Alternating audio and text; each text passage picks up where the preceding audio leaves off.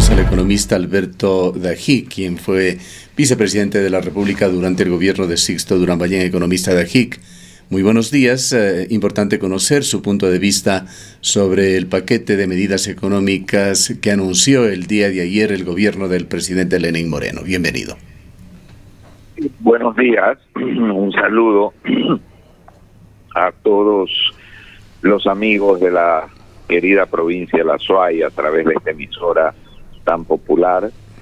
En realidad, el más importante elemento del paquete de medidas o del conjunto de medidas está dado por la eliminación de los subsidios a los combustibles. Por ahí oía que gente dice que es la manera de meterle la mano al bolsillo de los ecuatorianos. Como en ningún país de América, excepto el Ecuador y Venezuela, se subsidian los combustibles, lo que estaríamos diciendo es que en Venezuela es el único país donde no se le mete la mano al bolsillo a la gente, lo cual es una barbaridad porque es el gobierno más corrupto y más ladrón que existe en todo el continente, más violador de los derechos humanos, más tiránico y más asesino.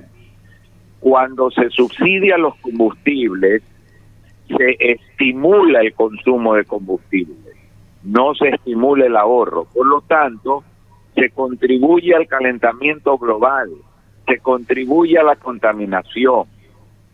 El Ecuador, durante los años que ha exportado petróleo, y que me escuche bien la ciudadanía, ha entregado más de 100.000 millones de dólares de subsidios en combustible. Es decir, la tercera parte del valor de las exportaciones se lo ha quemado, se lo ha dilapidado, subsidiando los combustibles para que haya contrabando, para que se enriquezcan los mafiosos que lo contrabandean y para que no haya un beneficio directo al pueblo. Por los combustibles no son un subsidio directo al pueblo ecuatoriano. De tal manera que eliminar este subsidio era una necesidad desde hace más de 50 años en el Ecuador. Economista Dajic, quisiéramos saber su opinión también sobre algo que no se ha dicho por parte del gobierno. ¿Cómo se va a enfrentar el tema del transporte público?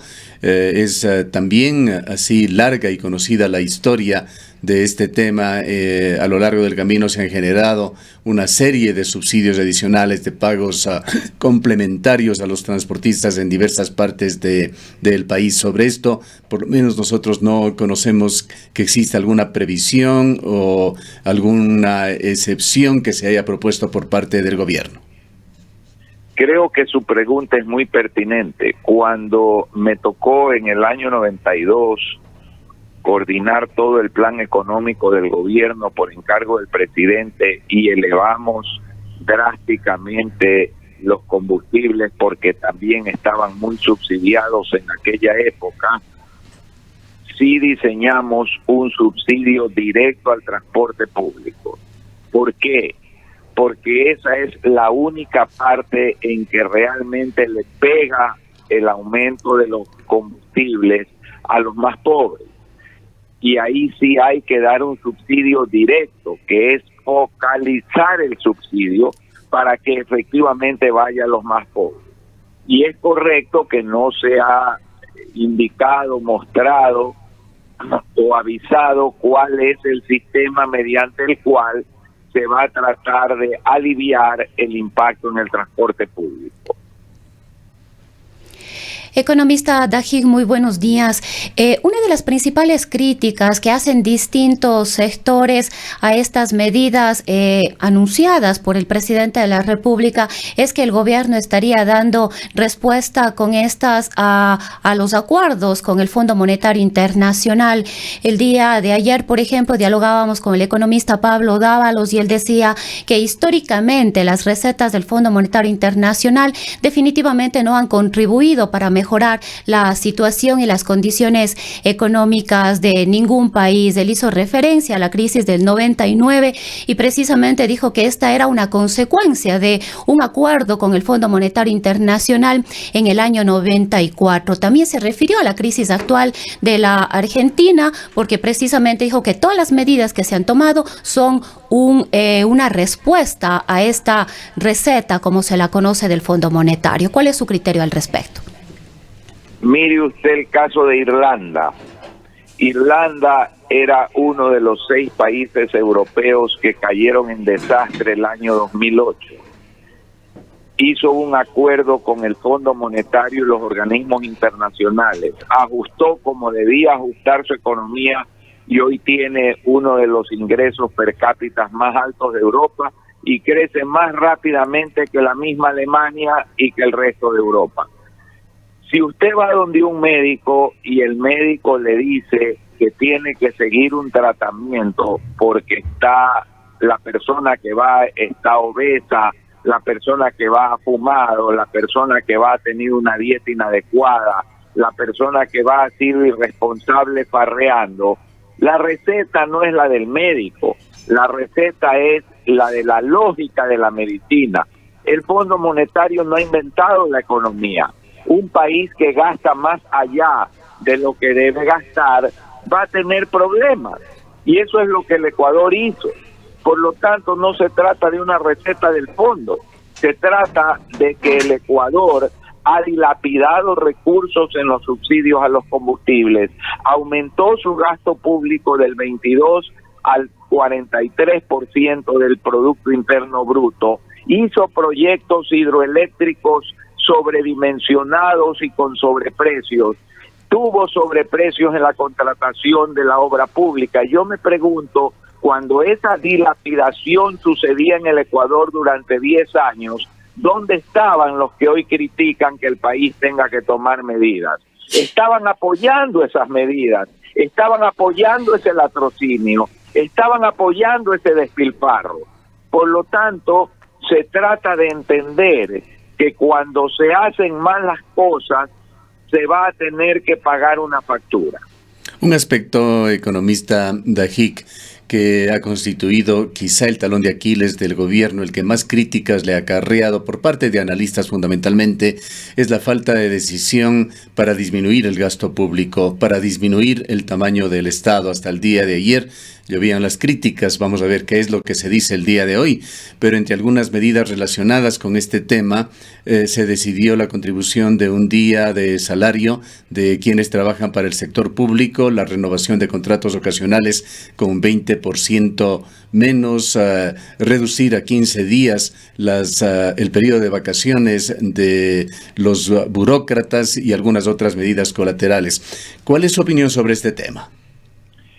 Que estoy de acuerdo que hay mucho espacio para reducir, que estoy de acuerdo que el problema fundamental de un gran tamaño del sector público todavía no se ha resuelto, que el mejor ejemplo lo dio el vicepresidente de la República, redujo a la mitad el número de funcionarios de la vicepresidencia, y ahí está funcionando la vicepresidencia, y hay un vicepresidente mucho más activo, mucho más positivo y mucho más contribuidor a la causa del gobierno de lo que fue la vicepresidenta anterior, de tal suerte que sí, hay un espacio y hay unas resistencias enormes de la burocracia a comprimirse que tienen que ser todavía atacadas.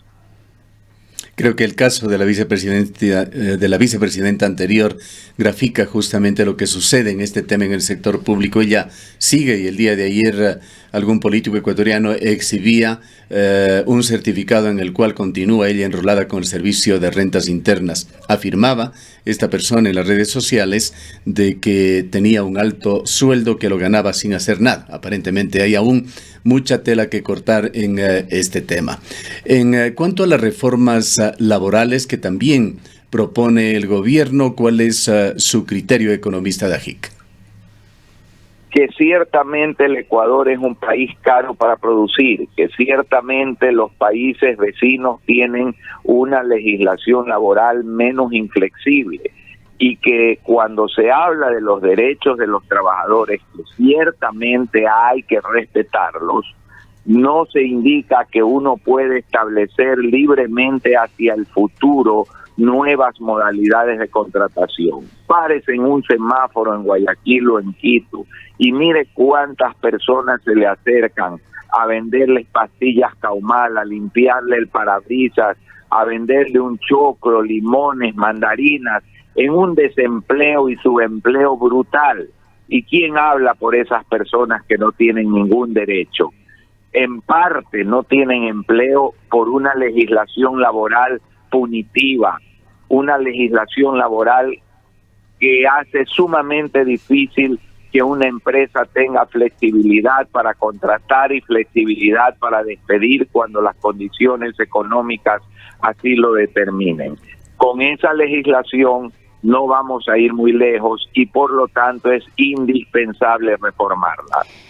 Economista Dajig, uno de los anuncios con los cuales inició el presidente de la República el discurso que dio el día de ayer, o el anuncio que dio el día de ayer, fue precisamente el de no subir el IVA, que fue uno de los puntos que se lanzó para el debate ciudadano. No sabemos si para medir un poco cuál sería la respuesta. ¿Cuál es la lectura que tiene usted de las reformas en materia tributaria que está planteando el gobierno? Entre ellas, además, no subir el IVA, pero, por ejemplo, eliminar el pago anticipado del impuesto a la renta. El pago anticipado del impuesto a la renta, a quien más afectaba es a las pequeñas empresas. El pago anticipado del impuesto a la renta es una confiscación, una verdadera barbarie, porque le dicen a una empresa: yo le voy a cobrar sin saber si la empresa va a ganar o perder. Más aún, le cobraban a empresas que perdían en un cierto año dinero. Una verdadera barbaridad. Es un acierto el haber eliminado esto. Vamos a ver el conjunto de las medidas con el proyecto de ley ya concreto, porque el presidente esbozó lineamientos. Veremos los detalles en el proyecto para poder ampliar y comentarlos con más detenimiento. Muchas gracias al economista Alberto Dajig, ex vicepresidente de Ecuador, quien ha dado sus puntos de vista, también su criterio sobre lo acertado o no de las medidas económicas que ha anunciado el día de ayer el gobierno de Lenín Moreno.